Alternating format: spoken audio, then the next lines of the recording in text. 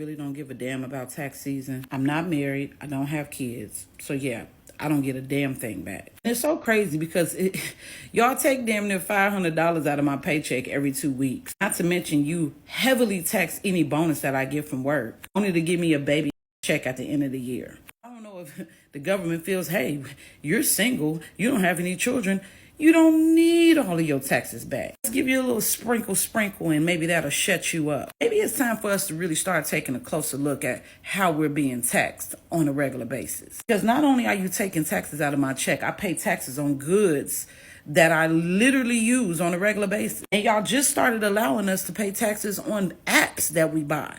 So when the hell does it stop? When do we get a return back on the things that we buy? When do we get a return back on the money that y'all take from us? I don't work every day for you to keep sending my money overseas. I really don't work every day for you to be allowing illegal people to come into our country. I got overhead, real life bills, and I just paid $1.27 for one tomato the other day. Hi, welcome back to This African Perspective. Thank you for stopping by. So we're going to be checking out some rants about the tax returns, and also like single people feel like they're taxed more and that they actually spend a lot more money than people with kids and those that are married. So there are just a couple of rants. They get taxed more, and people don't show them mercy, like when it comes to like being at work and when they want to take like a time off from work, things like that. But mainly it's about the taxes, so we're going to be checking this rant out. Can somebody tell me, what does the IRS have against single people with no kids? Why don't I get no damn money back? Huh? You telling me if I was a 22-year-old with 5 kids, I could be damn near rich? I got friends telling me, yeah, I'm about to get 20,000 back, 30,000 back. This don't make no sense. And they all got kids. They over here booking trips to Hawaii and shit. And this is crazy. This don't make no sense. What did we do wrong? What did we do wrong? I understand kids are expensive. I understand that. But breathing is expensive. Okay? Everything's expensive these days. I want some fucking money too. Where is the reward for single people with no kids that make good money? Why don't we get a reward for that? This don't make no damn sense. Y'all telling me I gotta almost throw my whole entire life away for y'all to help? Listen, I don't make the rules. I don't know who is. Who is making the rules at this point? Listen, if everybody out there saying he mad, I am mad. Look at my eyes, bitch. Mad as hell. Almost $10,000 back for taxes, and only $500 gonna go to the actual kid. They about to book a trip to Miami. I'm sick of it. Can somebody tell me, what does the IRS have against single people with no kids? So I saw a video about this explaining it that kind of caught my attention, but basically the United States actually rewards you through taxes for doing things that the United States actually wants you to do. We're talking about things like getting married, having kids, buying a house, starting a business. That's why you see so many higher deductions for people who are married finally jointly or had a household. That's why you see so many deductions for those who own a house, own a business, things like that. So basically the tax system from the IRS actually rewards you if you're doing things that the country actually wants you to do, and punishes you if you do the things that it really doesn't want you to do, like just being a single person filer. I'm single with no kids and I don't get any money back. But these people with 4 kids and no job get $20,000 back. Oh my God, shut the hell up. I mean, seriously. Imagine having the worst day of your life and you come home to 4 kids. You can't even take time to grieve before they say, Mommy, what's for dinner? Do y'all want to do that? I mean, honestly. And also, while you complaining about these people and how they spend their tax money, they just spend it on frivolous stuff. They spend it on clothes, they spend it on shoes. There are corporations that don't pay their fair share of taxes, but y'all not worried about them.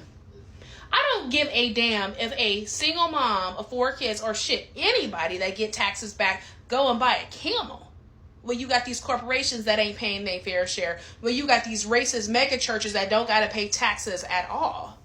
But y'all worried about these people. Y'all worried about the wrong people and the wrong things. I get it. Complain about the tax codes 150%. Complain all you want to. But do not bring people with kids into the scenario. Complain about them corporations not having to pay taxes, but you, a single person with a mid-salary job, having to pay taxes, but these corporations don't. Worried about the wrong thing. If you are in a relationship and you are giving financial advice to your single friend who lives on their own, pays for everything by themselves, stop right now.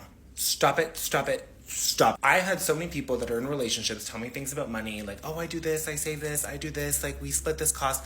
I don't have that luxury. I split cost with nobody. I paid for my car, my apartment. Okay, that looks so disgusting. I pay for everything on my own, and I don't have an extra $500,000 a month extra to invest in. I really don't. I would love that. The minute a boyfriend moves in, the minute I have an extra $2,000 a month. Probably. Groceries, in half. Granted, you're probably buying more groceries because 2 bodies reading, but in half. Car, gas, in half. Insurance, in half. Rent, in half. Half. That means if I pay $2,091 in Vancouver, I can't do math. That means I have an extra $1,000 plus a little bit just based on rent alone that I'm not paying. That can be invested. That can be saved. And someone has made a video on this before. There 120% should be a single tax because single people, we're paying a lot of money to live. Why isn't anybody talking about the single tax? It is significantly more expensive. Hi, my name is Sarah and I'm an economist, and this woman in this video, she's not wrong. It is significantly more expensive to live as a single person rather than someone who is partnered or married, and the data actually show it. Here I'm showing you the Consumer Expenditure Survey by the Bureau of Labor Statistics. Essentially, the Bureau of Labor Statistics ask a bunch of people in the United States to keep a diary, or they interview them about their consumption habits. Don't worry, this is hard to read, but I'll zoom in here, but it's all sorts of things. Think telephones, think groceries, think all of these other things. And I zoomed in so you can see this, but versions of the chart break out the cost of living for if you are married versus if you're single. So let's look at the numbers. Now, for the purposes of this analysis, we are only going to look at married coupled only compared to single person and other consumer units. This exercise, we're not going to consider whether or not they have children, although we can compare single parents versus married parents. Okay, so I zoomed this in so we can see the numbers, and apologize, I know this is still very small, but this top row here represents average annual expenditures. And this red column that I circled is for married couples without children. So married couples without children have an average of $76,000 in average annual expenditures, whereas single people have an average annual expenditure of around $48,000. Now you might be thinking, well, $76,000 is more than $48,000. Keep in mind that for married couples, this is representative of 2 people. We have to divide $76,000, which is around $38,000,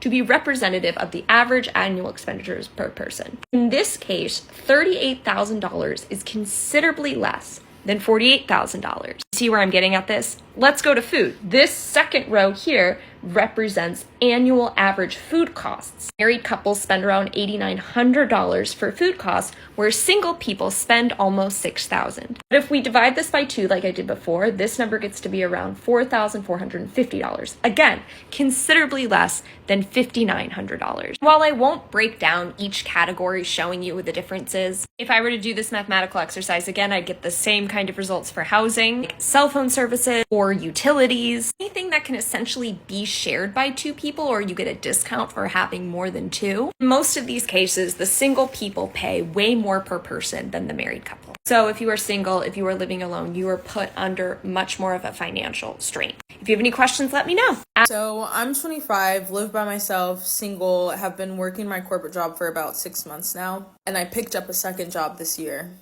I got my taxes done on the first day you could file your taxes because I was like, oh, I'm going to get a nice fat check from Uncle Sam. It cost me more to file my taxes than I got back this year. And I found out that I make more than 95% of the people in my age range.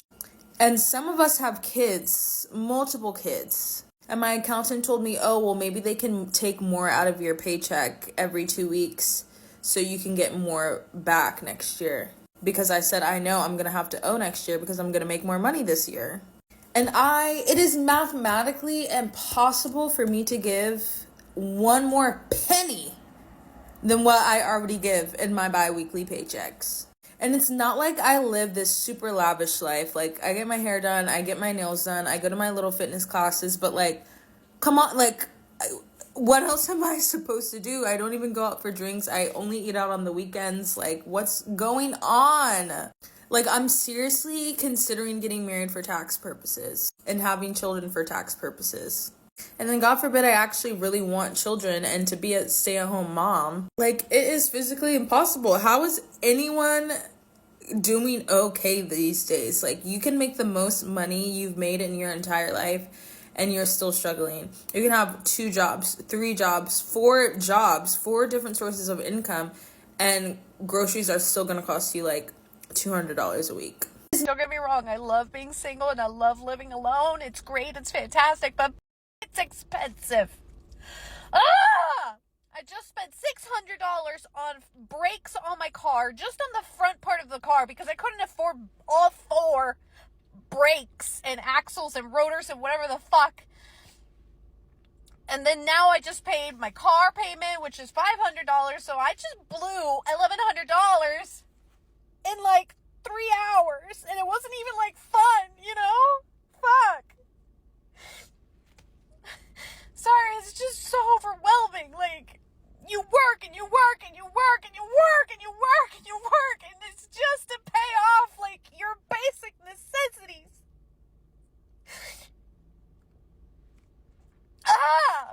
And you can't, like, in this city that I live in, public transport, please.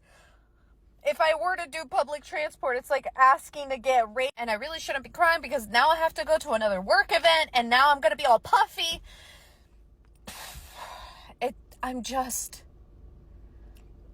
living is so expensive. Just keeping yourself alive and floating is so expensive. And what I was saying before I was rudely interrupted is, if I were to take public transport here, especially for my job requires a car. I have to have a bunch of shit that I have to lug with me for work. And I can't do that with public transport. I'm venting. Inflation sucks. Just living in America sucks. Living alone sucks. It's great, but it sucks. Because you have to front all the expenses by yourself. I need a husband just so that I can live. So we can split the bills. Realize it is very easy for you to get very jealous of those people who are getting a lot in their tax returns right now, because when you go and look up how much people are getting in their tax returns and what they want to do with the money when they get it this year, and I tell you, if you hear the amounts from different people, you just be like, oh my god. Especially, like, you will be so bitter if you're someone who actually owes and need to pay a lot more, and they're even telling you to enroll in some monthly payment, and then whereas you have someone there who's over there getting 10,000 in tax returns, somebody's over there getting 15,000, 9,000, 8,000, and you're just sitting there and you're like, oh, I have to pay the government, you know?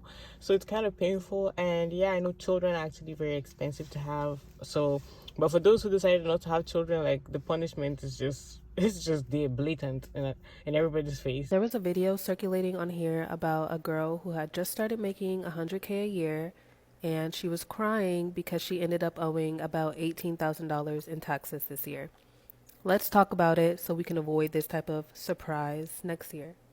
How do you know if you're going to end up paying taxes or getting a return back on your taxes for the year?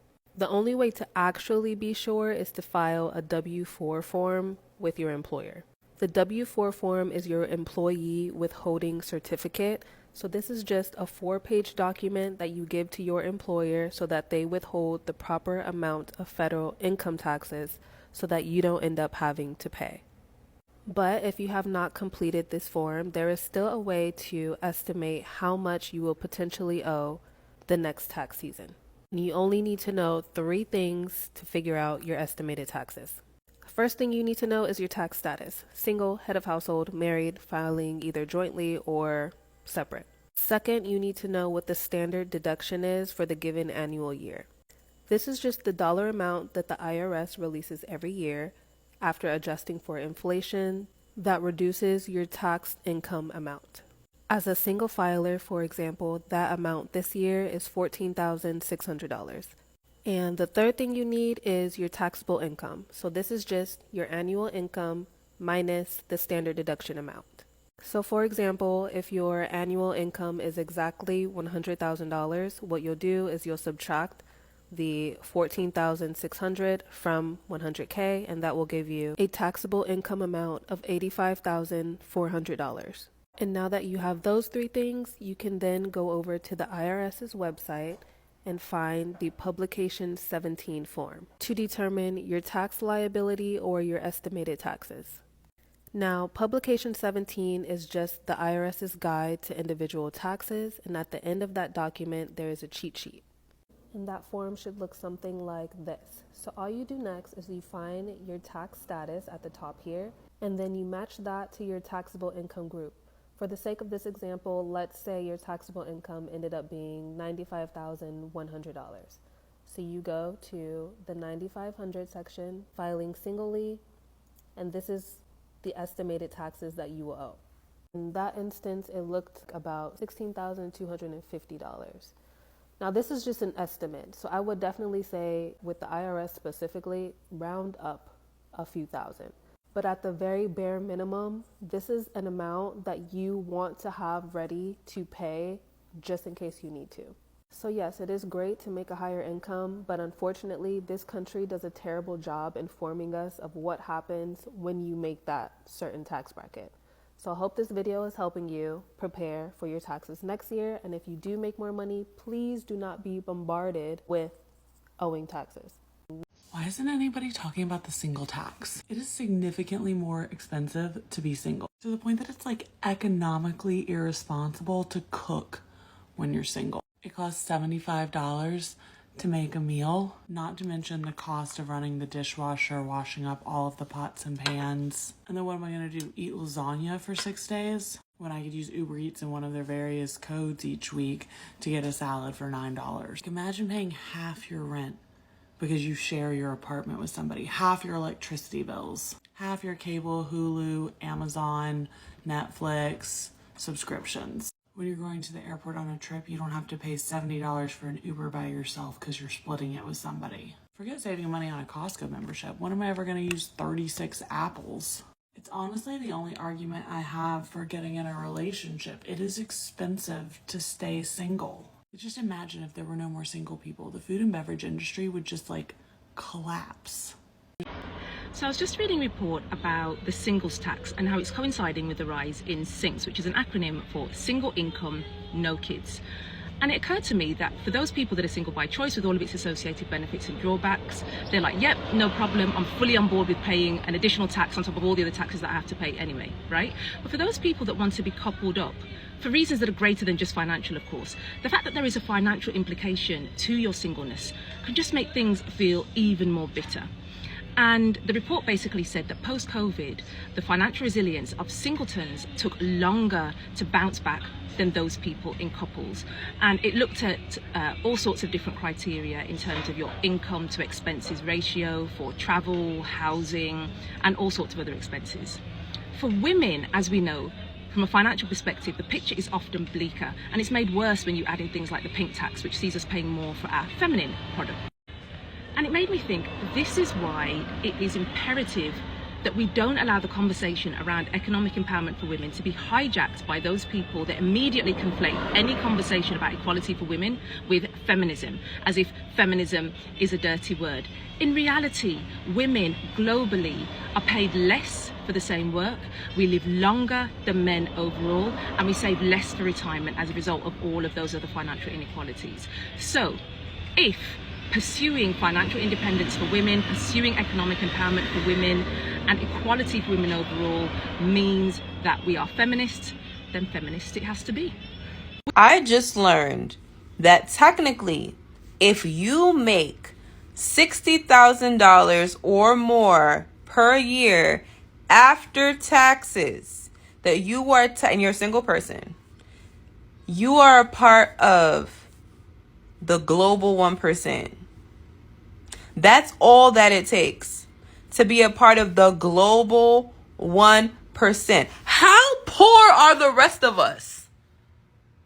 I'm sorry, this is blowing my mind. Over the course of a lifetime, single Americans can expect to pay over $1 million more than their married counterparts for healthcare, taxes, and other expenses. That's according to a 2013 analysis by Lisa Arnold and Christina Campbell published in The Atlantic. This analysis can help explain the 2019 finding that young married couples ages 25 to 34 have a net worth that's nearly 9 times that of their single counterparts in the United States. And with increasing prices on essentials like housing, economists predict that this gap is growing even wider. So not only are lower income Americans today much less likely to get married to begin with, they're also likely to face the higher costs of being singles that all American singles face, exacerbating inequality even further. And these costs are so disproportionate in part because everything from cell phone plans to public policy like Social Security benefits are really organized to best meet the needs of married or once married individuals. According to Pew Research in 2019, just 53% of adults ages 25 to 54 were currently married. That's just over half. And yet so much of private, corporate, and public policy is still structured around the assumption that Americans will be partnered and stay partnered. And that assumption and the policies that have arisen as a result put a disproportionate financial burden on single Americans. I feel like the main complaint and the concerns about the taxes and stuff like that should be with the government. Like, you should complain to the government and not those who have kids, because a lot of them, like some people who some children, literally the only time they get to feel like, oh, they have some money, they have a lot of money to do a little bit of money to do some stuff or be able to like get a little bit of fun in their life is only for the time where they get like tax returns. That's the only time when they do that. It's the only period in the year. That's the only time they get to enjoy that period. So I feel like if you have complaints and worries, like it should be directed, to the government, and not that you'll be looking at those who get those things and then be looking at them sideways with your eyes like, things are just expensive. The taxes are ridiculous. We know that it's something that's just there. It's a ridiculous thing, and the main aim and goal should be focused on those who tax you. That's it for this video. Thank you for watching this video to the very end. Please don't forget to click the like button. It helps with the algorithm and I appreciate that so much. And subscribe to the channel if you're new here and you're watching me for the very first time. Hit the notification bell to get notified every time I post a new video. I will see you on the next one. Bye.